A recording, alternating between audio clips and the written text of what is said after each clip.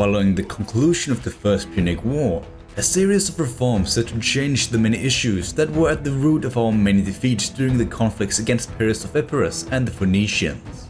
Greatly inspired by Marcus Camillus and his great display of cunning during battle, the three ranks he so often used became the new standard.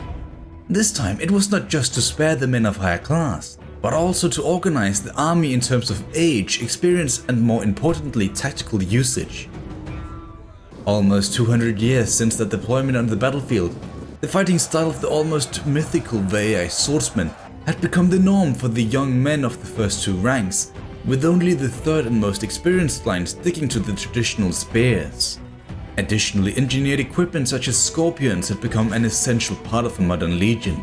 This legendary status that now surrounded Marcus Camillus and his forces was also the main reason behind his favored legion Victrix being reinstated into active use after its otherwise horrendous ambush. At the moment it was sailing from Corsica towards our Massalian allies in Transalpine Gaul, as they had requested Roman support against the local tribes. That wasn't the only quest established by the Senate. The Celts of Cisalpine Gaul, most notably the Ligurians, had been a thorn in our side for centuries. This was finally the time for us to deal with them. Most of the tribes native to the Po Valley had already been subdued, apart from our infamous rival. Additionally, we were also supposed to establish trade relations with the Macedonians, a Numidian tribe that helped keep an eye on the Carthaginians since the First Punic War some 50 years ago.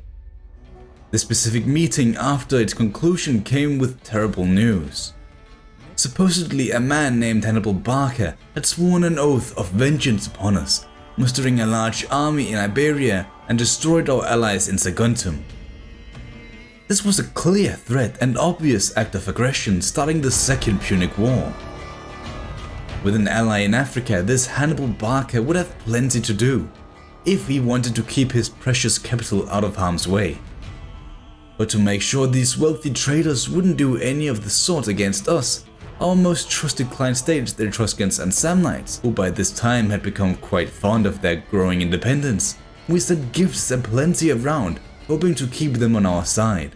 This was especially important as these specific subjects served as key parts for our newly reformed legions. These last 50 years had certainly benefited our income. Magna Graecia most of all, as our surplus in income basically was spent on improving its infrastructure.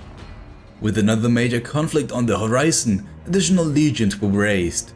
Legio Gemina and the fleet led by the Aemilian families served as guardians of Sicily, while the once primary vanguard legion of Rome had become sentinels of Italy. With Legio Victrix sailing for Transalpine Gaul, led by the popular senator Quintus Fabius, the matter of dealing with Cisalpine Gaul was placed in the hands of a young Publius Scipio of the famous Cornelii family. He would quickly reinforce Legio Invicta, the army he had been assigned to, and begin the great march west. The rough winters of the north certainly made any movement quite tedious. This gave time for great reflection within the young tribune, who subsequently was enticed into favor of the otherwise neglectable Julii family. One man of the Julii served as a legate during the First Punic War, but otherwise hadn't served in any major position in the Senate, for now. Reinforced by Massalian hoplites, Legio Victrix marched for the faraway lands of the Allobroges. But blocking our way was another tribe called the Volcae. Their lands would quickly get sacked before marching further north. This came at the expense of valuable manpower, meaning the following engagement was quite a lot more difficult than any Roman wished for. Due to the addition of Massalian troops in the legion, a more traditional approach was made, with them on the front line and the more valuable Italian troops filling up the second and third rank. This also meant the battle was quite straightforward, without any significant moments of valor, just experienced Greek hoplites grinding down confused barbarians. After this victory, the Allobroges were subjugated and thus forced to pay tribute just like the other Celts of Cisalpina. This was of course greatly draining on the legion, forcing them to return home towards Italy. While this expedition was underway, Scipio had reached Pisa, where he intercepted a Ligurian army to showcase how the new reforms would be implemented in a proper Roman army. The cavalry protected the scorpions placed on a nice overlook from where they could freely support the main bulk of the infantry marching into the forest. Our ranged advantage was immense, causing massive damage before any real fighting had begun. Once the Ligurians came too close for comfort, the first line, made out of the youngest Astarte, formed the unified line and charged into combat.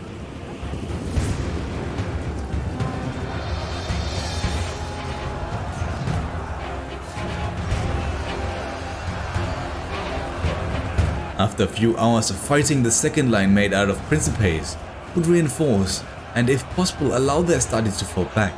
However, due to a lack of discipline, this was rarely implemented. The Triarii, that otherwise was tasked with defending the Ballistae, were forced to react as the Ligurian king rushed our Scorpion position that until now had caused havoc in the enemy lines.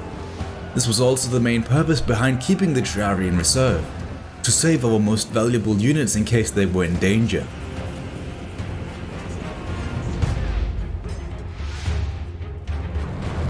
This battle and the following results was a clear example of how powerful the new army tactics were. This, on the other hand, also brought some dangerous form of overconfidence, such as at the Battle of Genoa. Once more, we had a perfect Scorpion position safely tucked away behind our lines, with immense range and minimum risk of friendly fire. We were so caught up in this assault on the port, we even deployed our reserve units to either deal with the incoming naval vessels, or protected the Velites that were about to take up yet another high ground position to toss their javelins straight into the enemy back line.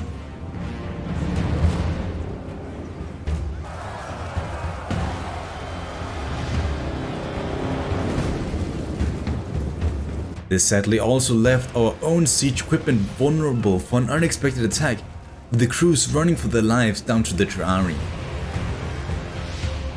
Whatever units we could spare on the front line, including Scipio himself, rushed back to help in their escape. Despite this massive underestimation of the enemy numbers, our more experienced Triarii simply formed into a hollow square, allowing the siege crews to stay guarded and safe from the Celts. In the end, we dealt with the sudden ambush courtesy of the new reforms. If not for them, our casualties could have been way higher. The siege of Genoa was a heroic victory due to Scipio's quick thinking. With that, the Ligurians, who we the Romans had fought since the rise of the Republic, was finally defeated. Following the completion of our final quest, the Senate commanded us to take control of Transalpine Gaul. This would basically create a land route from Italy over to the Carthaginian-dominated lands of Iberia. Due to the great success of this young Scipio, he and Legio Invicta was chosen to support the famous Legio Victrix in this matter. But in the midst of these two legions reorganizing near Massalia, a conflict between our two subjects, the Boii and the Etruscans, broke out.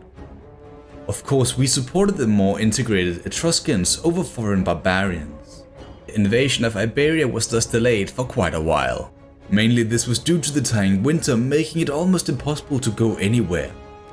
This, on the other hand, wasn't the case for the barbarians, who thrived in these conditions and subsequently marched for Pisa, sacked it, and then captured it just before spring. The Etruscans then swooped in, taking the city, allowing Scipio to act as both judge, jury, and executioner against the Boii. They didn't stand a chance and thus simply served to increase Roman influence over Cisalpine Gaul.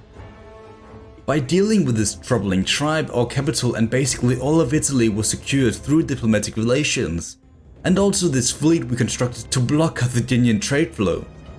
This also made sure no naval invasions could disrupt our plans of invading Iberia. The same was also done in the north, with the 5th Legion being established to patrol that region. With that, 2 legions and several agents marched west, first taking Nemausus and then soon thereafter Tolosa, leaving the Volscae with basically nothing but a town in Aquitania and the former home of the Allobroges, whom they recently had defeated. Simply marching through their lands was enough for them to submit and inevitably agree to subjugation. Thus the land bridge was formed. Legio Victrix and Invicta were about to embark into dangerous territory, especially since our Syracusan allies from Sicily had brought us into several conflicts against the locals.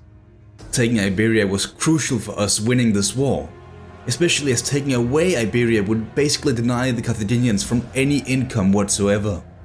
And without any income, they couldn't pay any of their mercenary armies, making this war a walkover just like the Volcae were. Thus massive resistance in Iberia was expected.